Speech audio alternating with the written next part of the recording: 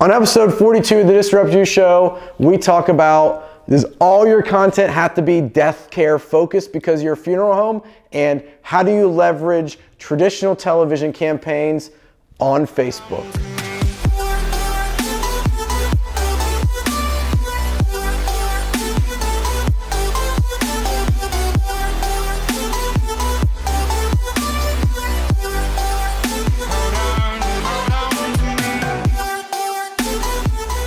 What's up, everybody? Welcome to the DISRUPTu show. I'm Ryan Thogmartin, and this is the internet's only funeral marketing show, and it's disruptive. So I'm not gonna waste any time. Nailed that intro, not like last week where we bloopered it out over and over and over again. So let's get started. Question one, spud me. Where did you get this?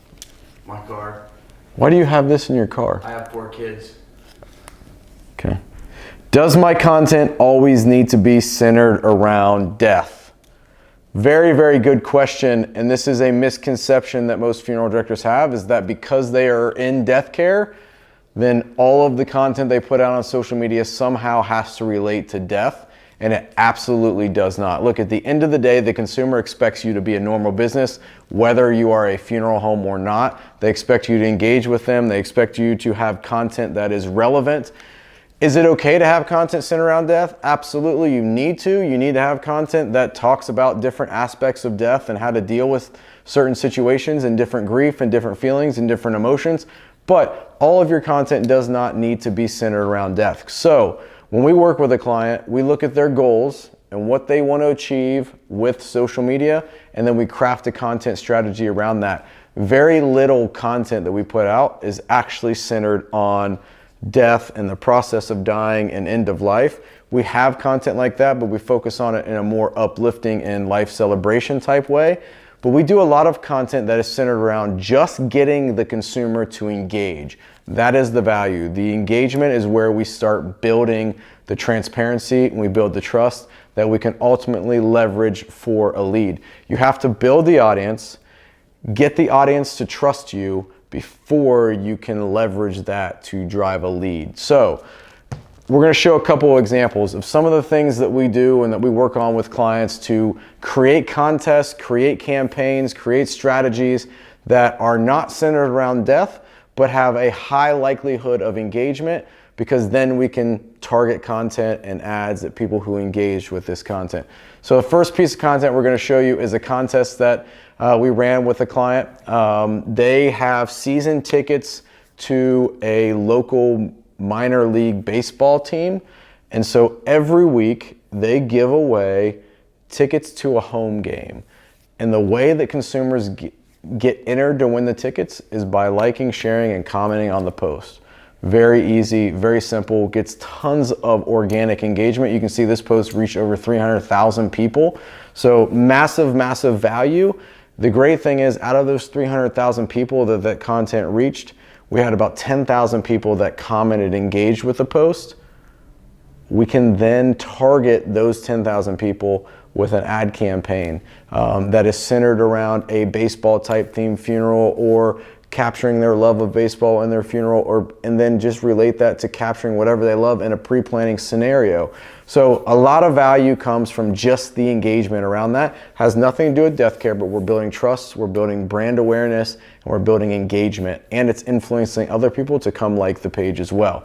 Another simple thing that we do is guest to win contests that are themed for the season of the year that we are in, or the holiday that is coming up. You can see this guest to win here, massive, massive, massive engagement. Hundreds of people comment on it. Comment how many cherries are in the jar. Very basic, even hokey. This even sounds hokey, but the value of getting the engagement from the consumer on that post then gives us a higher likelihood that they are going to see reoccurring posts after that. We can follow up this post because we know that the next post is going to get better reach organically because of the engagement around this post. We can make sure that that post that we put out next is something that's valuable and targeted and has a purpose behind it other than just engagement. Maybe it is pre-planning. Maybe it's a conversation about pre-planning. Maybe it is what happens to a body when it's cremated. Maybe it is different memorialization ideas around what you can do with a burial or cremation. So a lot of value there. So there's one more example that I want to show you, and this is a funeral home that we work with that's relatively close to us, about an hour away. They sponsor, or there's a county fair in their county, and they are a big sponsor of that county fair.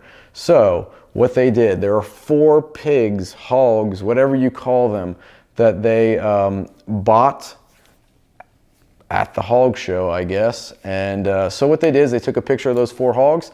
They asked everybody to comment on the total weight of those 4 hogs. And then I believe they gave away a gift certificate, $25 gift certificate or something of that nature in this post. But you can see it reached thousands of people, had tons of engagement.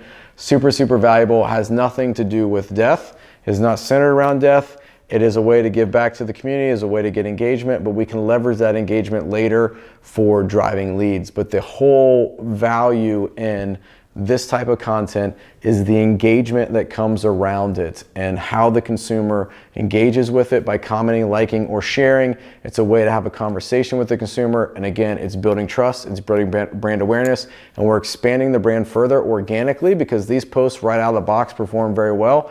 And most of the time we don't even have to put money behind them to reach thousands of people. Sometimes we put a little bit because we can just amplify that and the reach that much more. So super valuable. No, your content does not always have to be centered around death. And if it is, you're not going to get a lot of engagement.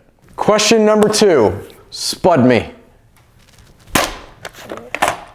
Good old VHS tape with Funeral Friends episode 1. If you haven't seen Funeral Friends, go to Connecting Directors Facebook page and search Funeral Friends. Great little animated series that we started and ended after 1 episode.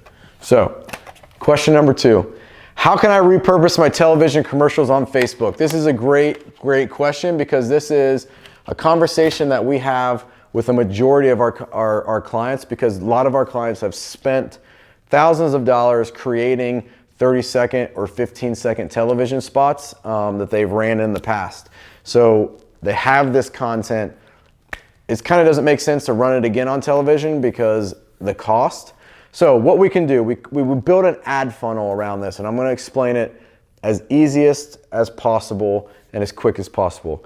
Basically what we do is we take the television commercial, we run it as a Facebook ad.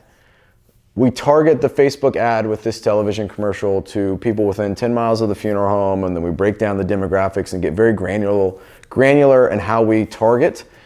We run that ad over the course of a 15 to 30 day period. If we get enough engagement, which we typically do, we get thousands of people that will watch and see that television commercial. We then create a custom audience around the people that engage with it and tell Facebook that we want to target a series of ads that only show to people who watched this television commercial ad on Facebook. So what we'll do is we'll take a television commercial, we'll create a series of 3 or 4 videos that relate to that television commercial. Maybe it extends the story, maybe it is an introduction to the staff and kind of gets a little bit deeper in it. This works best when it's a really good television commercial, which we don't get a lot of, but we do have some clients that have some decent commercials where we can then extend the story of that commercial through 3 or 4 videos on Facebook. And then what we'll do is we'll take all the engagement around the first video, anyone that watched it and engaged with it, target the second video at them, take the engagement around that, target the third video, whoever engaged with that, we target the 4th video, and then the last time video we target is a pre-need lead ad. So we get them into the funnel, we keep them into the funnel, and we get them watching 3 or 4 different brand pieces. And if that person has gone through that entire journey, they must have interest in the funeral home, and there's a relationship and trust value that's been built there. And what we talked about in the previous question was the ability to be able to take that trust, leverage it to drive a lead. So we wrap this campaign up with running a pre-need lead ad that targets anyone that engaged with all 4 of the previous videos in the ad funnel. So it's a great way to leverage that trust, leverage that engagement, and make sure that we're showing that content to the precise user who wants to see it, because then we can keep our costs low. So as we run this campaign, we are spending hundreds, if not thousands of dollars less than the funeral home had to spend to run it on television, where they couldn't track, they couldn't monitor, they couldn't measure, and they couldn't get as granular on who saw that as what we can through the Facebook ad platform. So it's a great way to siphon down exactly who is interested in that content and be able to extend and tell a story to them and then leverage that to drive a lead. So we build the audience, we build the engagement and trust, we leverage that to drive a lead. And that, my friends, is how you reposition old content that you have ran as a television commercial and give it new life, give it more value, extend the conversation, and drive a lead. No more questions. That wraps up episode 42 of the DISRUPTu show. Until next time, keep disrupting.